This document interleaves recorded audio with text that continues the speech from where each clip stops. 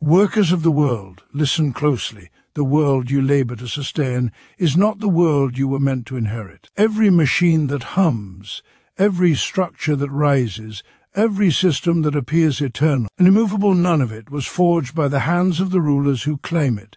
It was shaped day after day by you. And yet, despite being the creators of society's wealth, you stand at the margins of its power.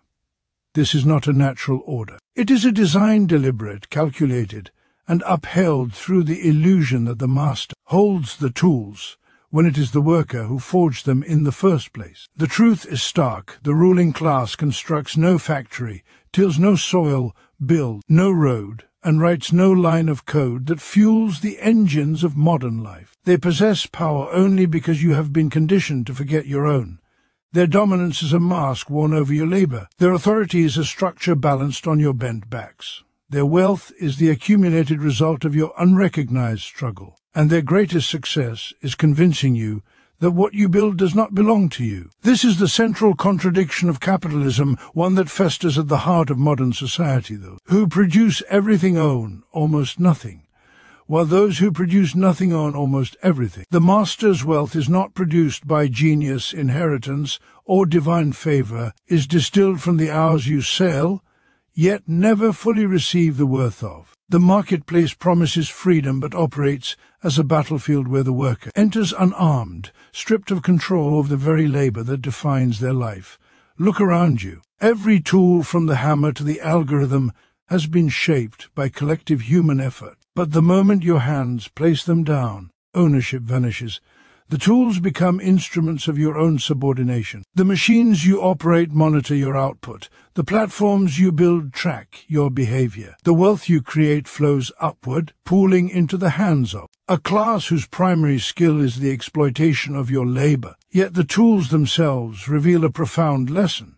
If the worker can build the master's world, the worker can build their own. Throughout history, ruling classes have trembled not at revolutions of arms, but revolutions of consciousness. When workers recognize their position not as isolated individuals, but as a unified class, whose strength lies in solidarity, the entire architecture of oppression begins to shake. The rulers fear not your exhaustion, but your awakening, not your obedience, but your organization. Capitalism's greatest weapon has always been division, pitting worker against worker, community against community, dream against survival. But once the fog lifts and the worker understands that the true engine of history is collective power, the tools that once maintained hierarchy can be repurposed to dismantle it. The factory can become a space of cooperation rather than competition. Technology can become a means of liberation rather than surveillance. Production can serve human need rather than profit. But this transformation will not arise spontaneously. It requires the worker to seize the tools intellectually, socially, and materially, to analyze the mechanisms of exploitation, to expose the illusions that bind you, to develop the consciousness that capitalism constantly attempts to extinguish. The master system teaches resignation. This is the way things are. But Marx's work teaches recognition. This is the way things are made, and therefore they can be unmade. The crisis of our age is not scarcity but misallocation, not a lack of ability among the many, but an excess of power among the few. The tools exist, the knowledge exists, the labor exists. What is missing is not capacity, but collective will, and that is precisely why the ruling class invests so heavily in your distraction, your isolation, your silence. You are told to be grateful for wages that barely sustain you, while the wealth you create multiplies beyond your reach.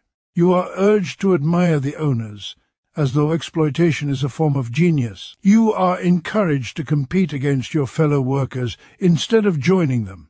This is not coincidence, it is strategy. A divided working class is a powerless working class. But a unified working class is unstoppable. Workers, the time has come to reclaim the tools, not merely the physical instrument of labor, but the tools of knowledge, organization, and collective purpose. Harness them to build a world that reflects your labor, your dignity, your humanity, a world in which production serves those who produce, a world in which the wealth of society flows not upward to a parasitic elite, but outward to the many who sustain it. The master's tools were built by you. now wield them not for the preservation of hierarchy, but for the creation of equality, not for the enrichment of the few, but for the liberation of all. The struggle before you is immense, but so is your power. History itself bends when workers rise.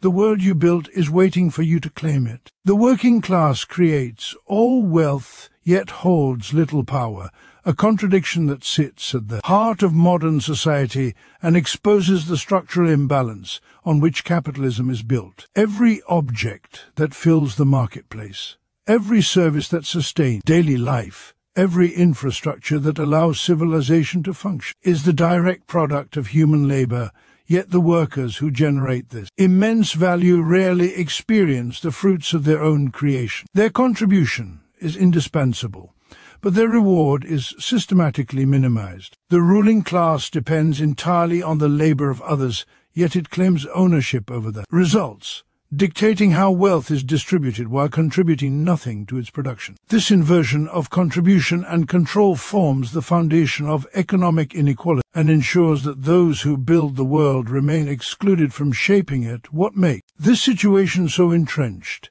is that the mechanisms of production are separated from the people who power them. Workers enter factories, offices, fields, and digital environments to perform tasks that create value, but they do not control the tools they use or the wealth those tools generate. They sell their labor power because they have no other means of survival, while those who own the means of production accumulate profit from labor they did not perform. This is not merely an economic arrangement, but a social relation in which one class exerts dominance by appropriating the creative capacity of another. The value the worker produces extends far beyond the wage they receive, the employer. Profit comes directly from the unpaid portion of the worker's effort. Thus the worker creates wealth while simultaneously being deprived of it, setting the stage for a permanent imbalance in which labor is exploited and capital is enriched. The structures that uphold this inequality are not accidental but purposeful. Capitalism requires a majority who must work to survive and a minority who profit precisely because others must continue working. Workers often feel powerless not because they lack numbers or ability, but because the system isolates them, reducing their individual bargaining power while amplifying the authority of the few who own property and capital. The workplace is organized in such a way that obedience is rewarded and questioning is suppressed. The pace of production is controlled by managers, not by those who actually perform the labor. Decisions about investment, expansion, wages, and the future of an industry are made in boardrooms far removed from the hands that keep the machines running. The worker becomes a tool within a system they sustain, stripped of agency over the very wealth they produce. What deepens this contradiction further is the ideological conditioning that persuades workers to accept their limited share of the wealth they generate. They are told that the employer is the source of opportunity, that the market determines their worth, that hard work alone ensures success. These narratives obscure the reality that the market depends entirely on their labor to function in the first place. Without workers there is no production, no profit, no wealth, yet workers are trained to believe they are dependent on the very system that exploits them. Through repetition and socialization, they internalize the belief that the existing order is natural, even inevitable, and that any alternative is either unrealistic or dangerous. This psychological dimension is crucial for maintaining the power imbalance, because once workers recognize that their labor is the true source of wealth, the legitimacy of the ruling class begins to unravel. Despite this conditioning, the power of the working class remains immense, though largely unrealized. Their strength does not come from the institutions above them, but from the collective nature of labor itself. No factory can run, no corporation can profit, no economy can function without the coordinated effort of millions of workers. They are the foundation upon which society stands, yet they are denied recognition as its architects. The disparity between their contribution, their power persists, because workers are fragmented across industries, regions, and identities, often competing for wages instead of uniting around their shared position in the economic hierarchy. This division serves the interests of the ruling class, ensuring that workers direct their frustration horizontally rather than vertically, never fully confronting the true source of their exploitation. Yet beneath these divisions lies a universal truth: the wealth of society originates from the hands, minds, and collective effort of workers, and as long as they remain disconnected from the power that wealth represents, the contradiction at the heart of capitalism will continue to define their lives. Capitalism survives by alienating workers from the tools they build, creating a profound separation between human beings and the very instruments of their own creative power. In every sphere of production, from industrial machinery to digital platform, workers expend their mental and physical energy to design, operate, repair, or refine tools, yet these tools are immediately taken out of their hands and placed under the exclusive control of the capitalist. This separation is not incidental but foundational, for as long as workers are distanced from the mechanisms they construct, they remain distanced from the power these mechanisms generate. The moment a tool leaves the worker's grasp, it becomes a weapon in the hands of capital, used not to liberate labor but to command it. Alienation begins the instant a worker's creation is transformed into someone else's property. This alienation manifests first in the act of production itself. A worker may spend hours assembling machinery, programming software,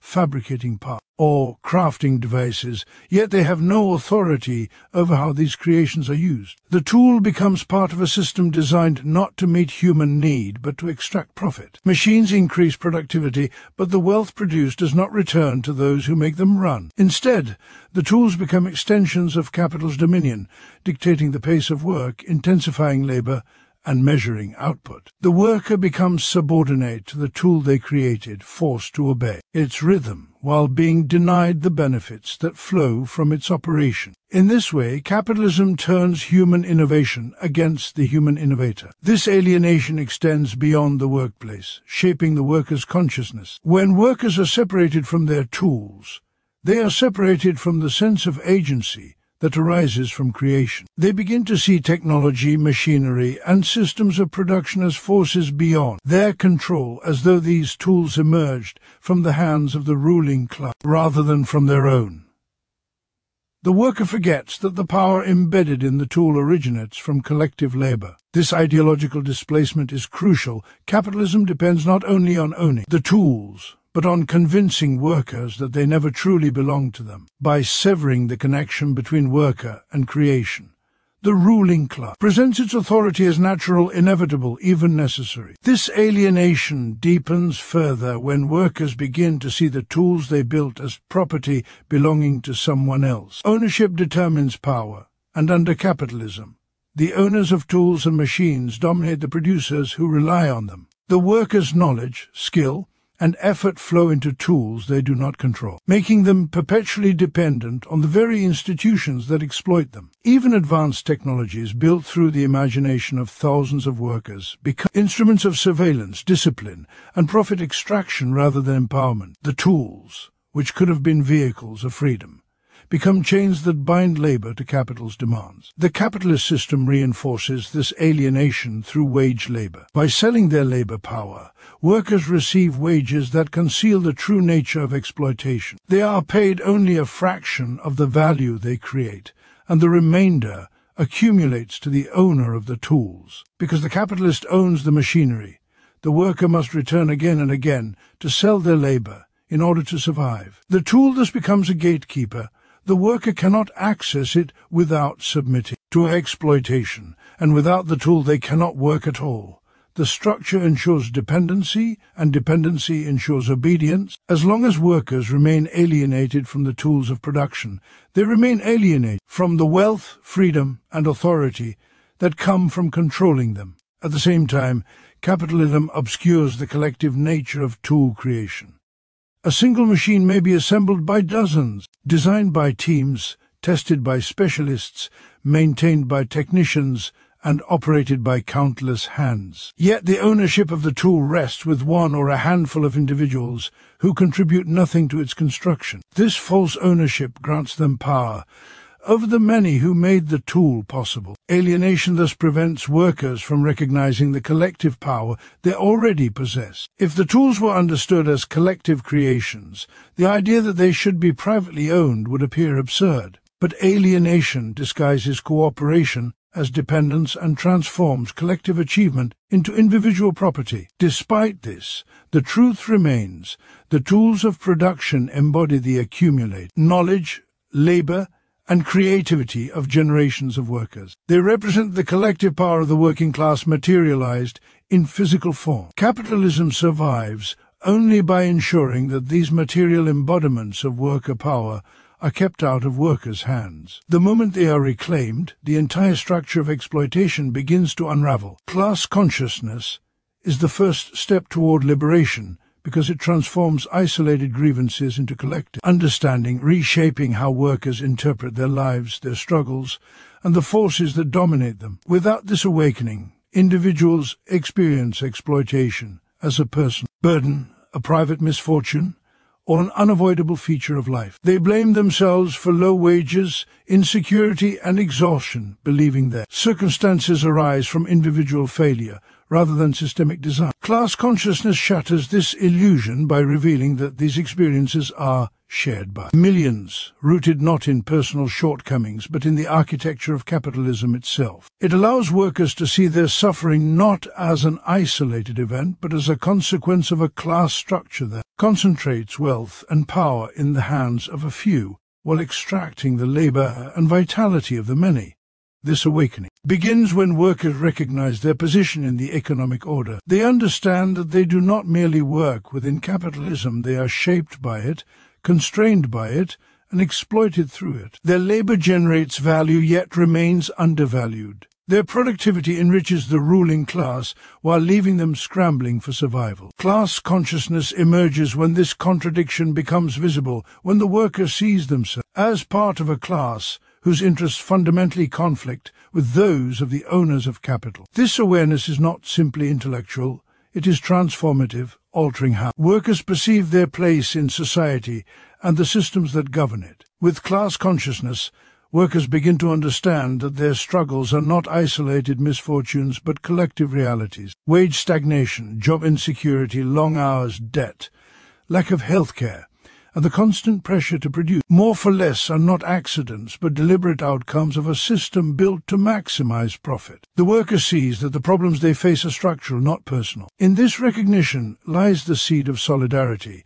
because once workers understand their shared conditions, they can begin to see each other not as competitors but as allies. Competition among workers is a tool used by capital to divide and weaken them. Consciousness exposes this tactic and shifts the worker's perspective toward unity. This shift in perception is essential for liberation, because without consciousness, resistance remains fragmented and ineffective. Workers may feel anger, frustration, or despair, but without understanding the source of their oppression, their energy cannot be directed toward meaningful transformation. Class consciousness channels this energy into purpose. It reveals the mechanisms of exploitation, exposes the ideological myths that justify inequality, and equips workers with the clarity needed to challenge the structures that bind them. Liberation cannot arise from blind struggle. It must be rooted in awareness, strategy, and a shared understanding of the forces at play. Furthermore, class consciousness dismantles the myths that capitalism uses to maintain its legitimacy. It reveals that wealth is not created by genius entrepreneurs but by the labor of millions. It exposes the lie that success is purely individual, showing instead that the opportunities of the few are built upon the sacrifices of the many. It unveils the false neutrality of markets, which mask power relations behind the language of supply and demand. It challenges the ideology of meritocracy, which blames poverty on laziness while ignoring the structural barriers that trap workers in conditions they cannot escape. Consciousness dissolves these illusions, leaving behind a clear view of the exploitative relationships that capitalism depends on. Once this clarity emerges, the worker begins to see the possibility of change. Class consciousness does not only diagnose the condition of society, it points toward a horizon where workers reclaim control over their labor and the wealth it creates. It opens the path to collective action for workers who recognize their shared interests can organize, strategize, and build structures of power that challenge the dominance of capital. Liberation requires more than anger or dissatisfaction. It requires the collective self-awareness of a class that understands its own power. It is through this understanding that workers can envision a society where production serves human need rather than private profit, where cooperation replaces competition, and where the means of production are controlled by those who use them. In this sense, class consciousness is not merely an idea, but a force. It reshapes identity, builds solidarity, and reveals the possibility of liberation where none seem to exist. The ruling class fears this awakening precisely because it threatens the foundations of their power. When workers become conscious of themselves as a class, they become capable of transforming the world they built, but will exclude it from controlling. Class consciousness is therefore the first step toward liberation, because it ignites the understanding that workers are not powerless, they are simply unaware of the immense power they already possess. Worker unity is the ruling class's greatest fear and the people's greatest strength, because it strikes at the very foundation of capitalism. Power, which relies not on the brilliance or superiority of the elite, but on the division and fragmentation of the many. The ruling class maintains its position by ensuring that workers remain isolated, competing against one another, distracted by artificial differences, and convinced that their struggles are unrelated. Unity exposes the truth that workers, when acting together, hold the real power to disrupt production, challenge authority, and reshape society. Capitalist domination depends on preventing this realization.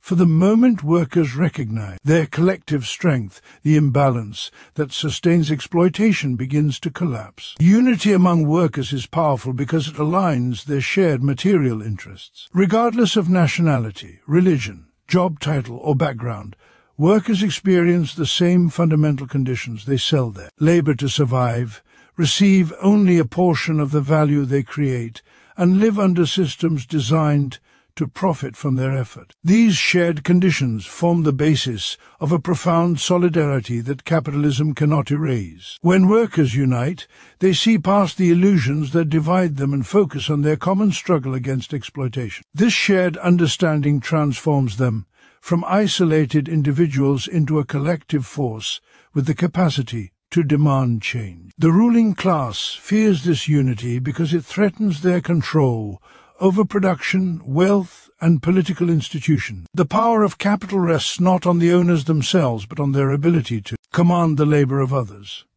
When workers are divided, the capitalists can pit them against one another, weakening their bargaining power and preventing organized resistance. When united, workers can withhold their labor, strike collectively, disrupt supply chain, halt production, and undermine the operations that generate capitalist profit. A unified working class can assert demands that drastically reduce the ruling class's authority, from higher wages to improved conditions to structural transformations that challenge the ownership of the means of production itself. Unity gives workers leverage that no individual could wield alone. Capitalism responds to this potential through deliberate strategies of division. It encourages competition between workers for wages, promotions, and job security. It amplifies differences of race, nationality, gender, and culture to obscure their common exploitation. It cultivates the myth of individualism, convincing workers that success is personal rather than collective and that solidarity is unnecessary or dangerous. It promotes fear that another worker's gain is their loss,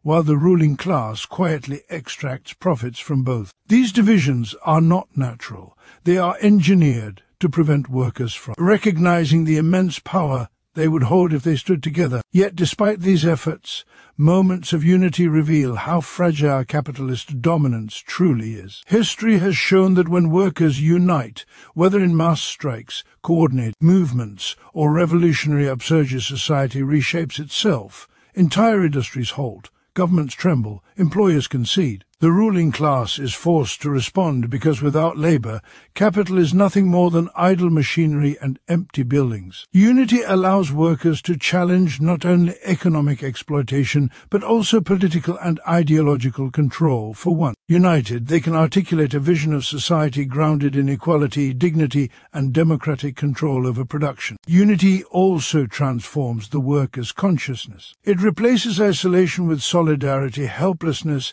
with confidence, and resignation with determination. When workers realize that others share their struggle, they begin to see themselves as part of a collective force capable of shaping history. This shift in identity is as threatening to the ruling class as any economic disruption, because it undermines the psychological foundation of capitalist power, the belief that workers are powerless. Unity shows that workers are many and the ruling class is few, and that the strength of the many can dismantle the authority of the few. Moreover, unity lays the groundwork for sustained movements that extend beyond immediate demands. It opens the possibility for workers to build institutions of their own, unions, councils, cooperatives, political organizations that challenge the dominance of capital and create the foundation for a more democratic and equitable society. These institutions become vehicles through which workers can express their collective will, coordinate action, and resist attempts to divide them. The ruling class fears such developments because they shift power away from private ownership